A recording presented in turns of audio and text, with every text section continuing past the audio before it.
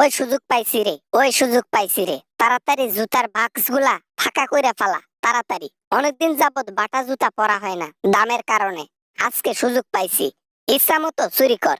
বাহ বাহ বাহ, কত সুন্দর দৃশ্য, কত সম্মানীয় কাজ করতেছেন ভাইয়েরা আপনারা।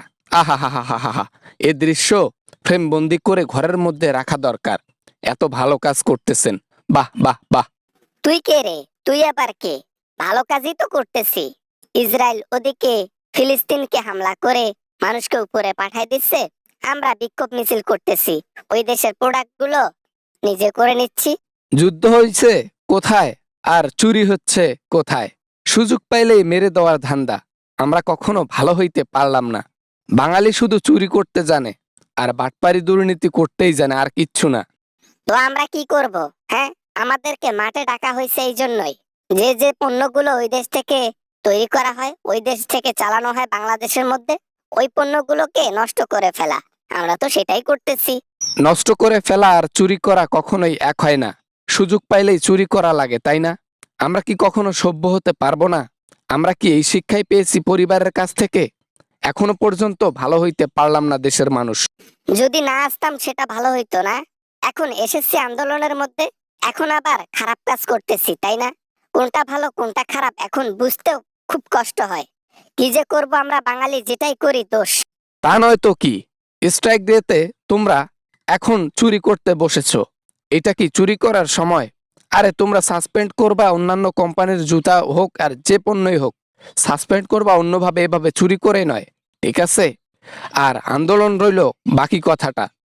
আমরা থাকবো রাস্তাঘাটে, আমরা কেন ভাঙচুরে, আমরা কেন চুরিতে লিপ্ত? এইটা কোনো কথা? বড় ভাইরা কি সম্মানীয় ব্যক্তি নন? অবশ্যই আমরা সম্মানীয় ব্যক্তি।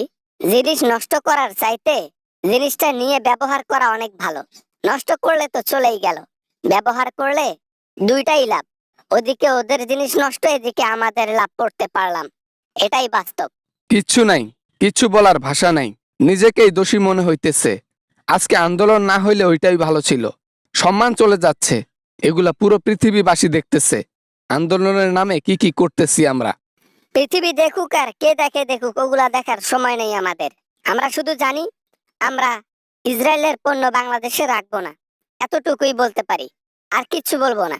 যা ইচ্ছা তাই করব, কেউ ঠেকাতে পারবে না। সম্মান বলে যে একটা কথা আছে, ভাইয়েরা মনে হয় সম্মানের জিনিসটা ভুলেই গেছে। সম্মানহানির কথাটা ভুলেই গেছে। হয়তোবা আপনারা মনে করতেছেন ভালো কাজ করতেছেন, কিন্তু না, বিশ্ববাসী অন্য চোখে দেখতেছে। তাতে সমস্যা কোথায়?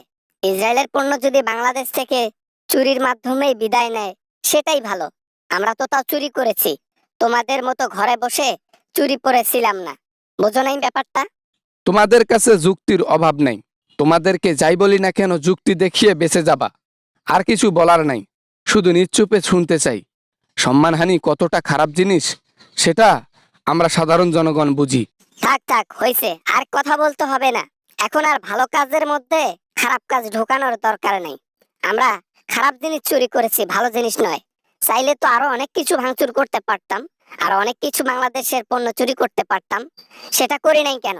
শুধু ওই জিনিসগুলোই টার্গেট করে কেন আমরা ভাঙচুর করেছি এবং চুরি করেছি? বুঝতে পেরেছেন আমি কি বলছি? খারাপ জিনিসকেই আমরা ধ্বংস করেছি, সেটা চুরি হোক আর অন্য কিছু।